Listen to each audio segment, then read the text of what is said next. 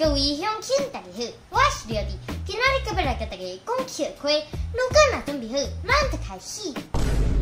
各位同学，校长宣布一件代志：去年高一的同学甲我反映讲，全校的便所拢是高一的学生咧负责摒扫。嘿啊，扫规工，啊咧呛死，佮无甲规身躯臭光光。为着公平起见，今年咱换高二的同学来负责，明年咱搁换高三的同学负责摒扫。以上报告完毕。你这个老混蛋！一个少年的交通警察经历爱摄影，每天做骨来翕。虽然技术毋是介好，但是伊翕的每一张作品拢记得要惊醒呢。所以讲，专业无重要，位置却是上重要。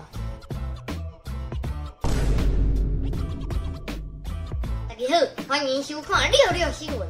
我是主播廖弟，防疫做者，每天食5粒蒜头，这就是杀死病毒，一点仔效果都无。但是伊会当互每一个人，甲你保持正当的社交距离。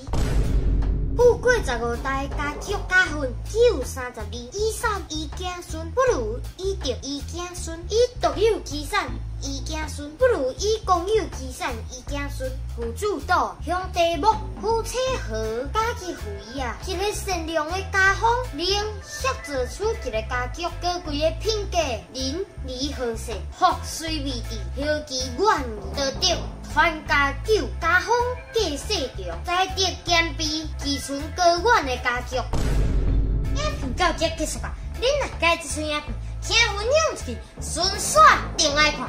廖天宝咪不拉按下点准时发布影片，刷。